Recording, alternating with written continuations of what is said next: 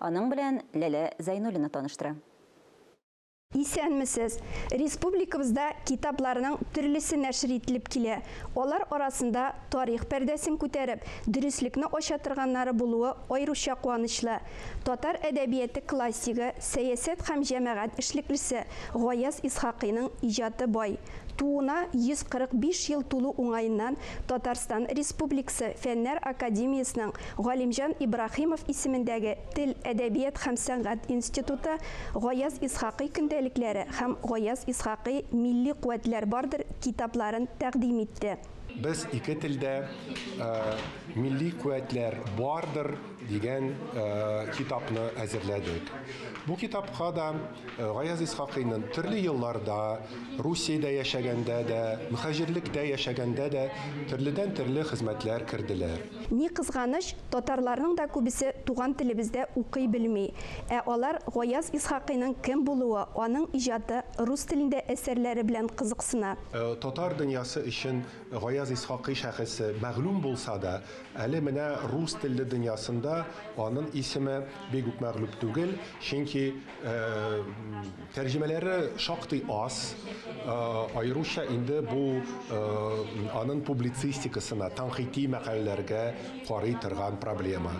Гаяз Исхакый көндәлекләре аеруча кадерле басма. Анда мөхаҗирлектә яшәгән вакыттагы тормышы тасвирлана. Әдипнең 1930-1920 елларда Япониядә, Кытайда, Көньяк-Көнчыгыш, Азия илләрендә булуы урын алган. Көндәлекләрен ул 1919 елдан 1953 елга кадәр алып барган. Бүгенге көндә көндәлекләр 41 дәфтәрдән тора. Әлеге хезмәтләрдә төзүчеләрнең бәяләп бетергесез хезмәте һәм тырышлыгы ята. Илдән илгә күченеп тормыш алып барган Гаяз Исхакый әлеге көндәлекләрен иң кадерле әйберләре буларак саклап, үзе белән һәрвакыт үзе белән йөртә һәм уларны күз карасыдай саклый.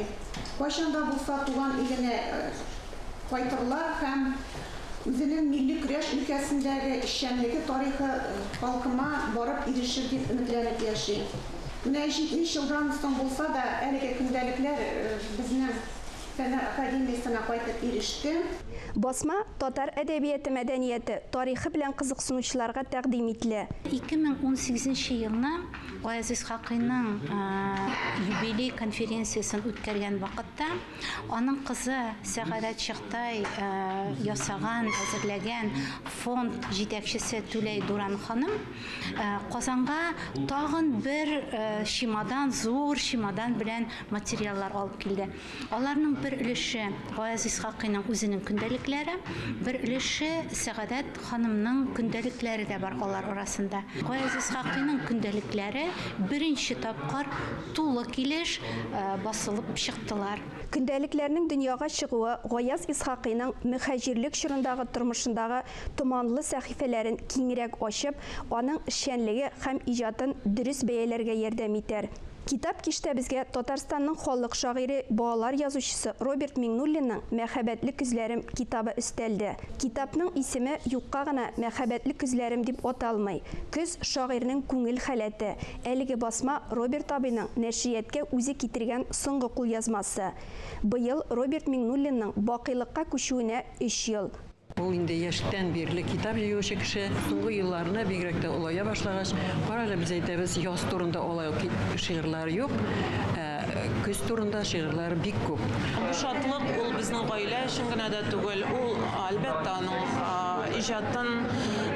иҗатына мөкиббән булган кешеләр өчен дә, укучылар өчен бик зур шатлык. Китапның электрон варианты алданрак чыккан. Хәзер 700 битлек булып басылган китапка Роберт Миңнуллинның яңа шигырьләре һәм элегрәк язылган сайланма әсәрләре урын алган. Аның беренче шигырьләр китабы 1976 елда дөнья күргән була. Шул дәвердән башлап 80ннән артык шигырьләр китабы дөньяга тарала. Ул 110ннан артык китап аның исеме, аның кулы аша узып дөньяга таралган шушындый шагыйрь. Аның 80ннән артыгы шигырьләр китабы.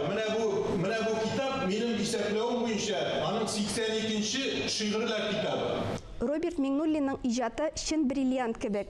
Һәр язмасы матурлык, яктылык белән балкый, күңелгә җылылык өсти. Роберт Юхан әйтмәгән бит. Кичерерсез, арагызда да сирәк булсам, шигырьләремнән изләрсез. Әгәр кирәк булсам. Һәм чынлап та күреп торабыз, сизеп торабыз. Һәр вакыт кирәк икән. Китаплар бер кайчан кадерен югалтмый торган байлык. Әлеге басмалардан һәркем үзе өчен кирәкле, файдалы мәгълүмат табар дип бүгенгә саубуллашам.